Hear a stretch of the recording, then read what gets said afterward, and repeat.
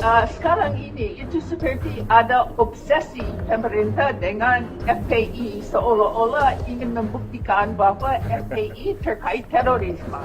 Pada saat itu, kelompok FPI yang masih ingin bergabung dengan ISIS sudah bergabung dengan Ustaz Basri. Jadi mereka aktif dengan Ustaz Basri, tidak dengan FPI, setahu saya. Jadi saya kira harus membedakan apa yang terjadi pada pembayatan massal pada waktu banyak orang nggak mengerti apa itu ISIS dan bagaimana sifatnya Daulah Islamiyah yang didirikan di Syria dengan aksi-aksi kemudian.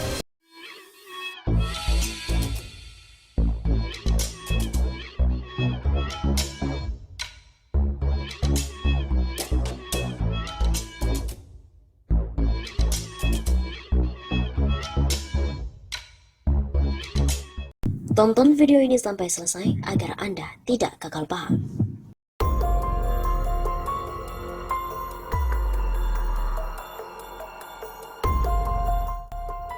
Munarman sulit untuk ditemui, pengacara tak bisa beri pendampingan hukum.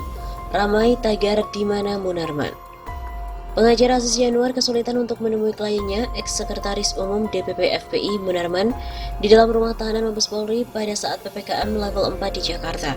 Sebagai kuasa hukum Munarman, Aziz mengaku sangat rugi. Ia tidak bisa membantu proses hukum. Ujar Aziz saat dihubungi oleh redaksi Tempo Sabtu 31 Juli. Meskipun begitu, Aziz mengatakan pihaknya maklum dengan alasan PPKM level 4 sehingga tidak bisa menemui Munarman. Aziz juga tidak akan memprotes, tidak akan memang lagi PPKM, jadi dibatasi, nanti normal lagi, ujar Aziz. Nama Munarman menjadi trending di media sosial sejak hari kemarin. Warganet banyak yang mencuit, di mana Munarman? Tagar Munarman kalian apakan? Mereka ingin mengetahui kabar mantan pentolan FPI itu. Ex-sekretaris Jenderal Sekjen FPI itu diringkus di rumahnya di perumahan Modern Hills, Pondok Cabe Pamulang, Tangerang Selatan sekitar pukul 15.30 pada 27 April yang lalu karena diduga terlibat terorisme. Munarman ditahan di rumah tahanan narkoba Polda Metro Jaya, Jakarta Selatan. Munarman dituding terlibat dalam pembaiatan di beberapa lokasi. Pertama, pembaiatan di Universitas Islam Negeri UIN Jakarta. Kedua, pembaiatan di Makassar dan juga Medan. Polisi menyebut pembaiatan di Makassar terafiliasi dengan jaringan ISIS. Densus 88 menggeledah bekas kantor sekretariat organisasi masyarakat terlarang itu. Sejumlah bahan baku peledak juga disita, salah satunya triaseton triperoksida atau zat kimia berdaya ledak tinggi.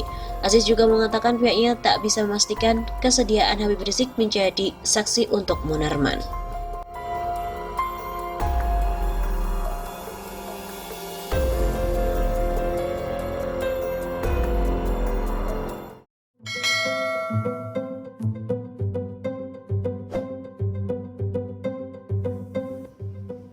Pakar duga ada obsesi pemerintah membuktikan bahwa FPI ini terkait dengan terorisme. Pengamat terorisme Sidney Jones berbicara mengenai dugaan adanya obsesi pemerintah seolah-olah FPI itu terkait dengan terorisme. Sidney menilai adanya dugaan itu berhubungan dengan peristiwa pembaiatan massal ke ISIS di Makassar pada tahun 2015. Saya kira sekarang ini seperti ada obsesi pemerintah dengan FPI seolah-olah ingin membuktikan bahwa FPI ini terkait dengan terorisme.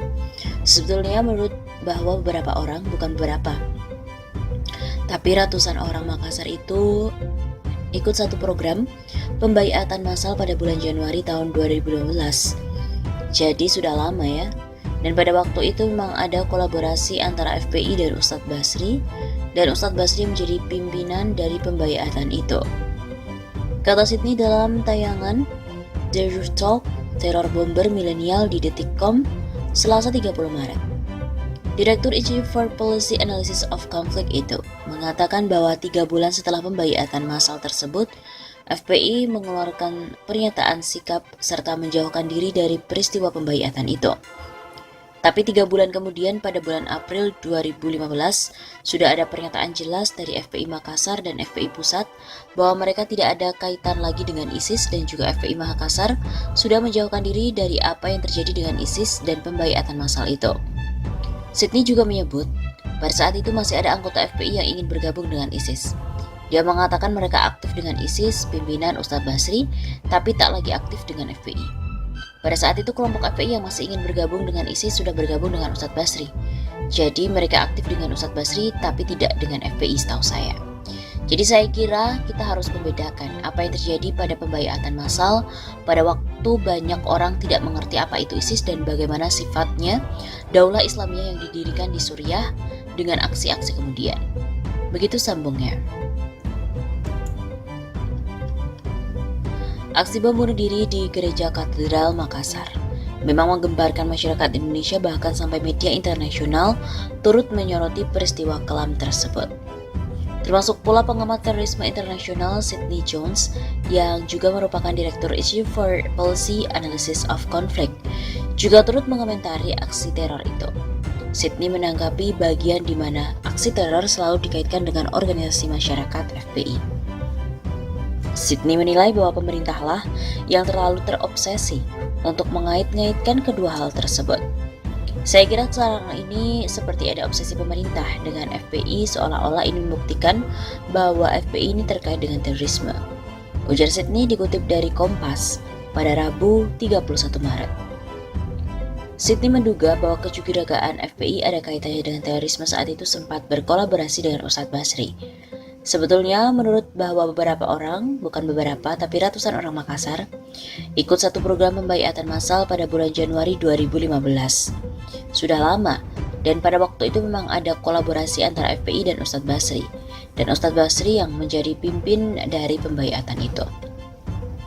Sidney menilai bahwa 3 bulan setelah pembaiatan massal, FPI mengambil tindakan untuk menjauhi hal itu. 3 bulan kemudian, pada April tahun 2015, sudah ada pernyataan jelas dari FPI Makassar dan FPI Pusat bahwa mereka tidak ada kaitannya dengan ISIS. Dan juga FPI Makassar sudah menjauhkan diri dari apa yang terjadi dengan ISIS dan juga pembaiatan massal. Ia menduga bahwa saat masa pembaiatan tersebut, masih ada anggota FPI yang ingin bergabung dengan ISIS. Selain itu, pengamat politik Refli Harun juga menanggapi pernyataan Sidney Jones. Refli Harun angkat bicara menanggapi pernyataan dari pakar terorisme Sidney Jones yang menduga bahwa pemerintah ingin menteroriskan FPI. Refli Harun menyebut bahwa gawat jika dugaan pakar terorisme itu soal pemerintah menginginkan atau mencap satu kelompok sebagai teroris tersebut. Tanggapan itu disampaikan melalui kanal YouTube-nya Refli Harun pada Rabu 31 Maret. Gawat kalau pemerintah menginginkan atau mencap satu kelompok sebagai teroris. Tuturnya dikutip dari redaksi Pikiran Rakyat dari YouTube Refli Harun. Refli Harun juga menambahkan bahwa dengan begitu dikhawatirkan memiliki legitimasi untuk melakukan apapun terhadap kelompok tersebut. Sehingga memiliki legitimasi untuk melakukan apapun terhadap kelompok tersebut. Refli juga menyampaikan dalam konteks ini masyarakat harus paham dengan pernyataan Sidney Jones. Tetapi konteksnya menurut Refli adalah seperti dikesankan dari apa yang dikatakan Sidney, yaitu merupakan ketidaktahuan mereka terhadap apa itu ISIS.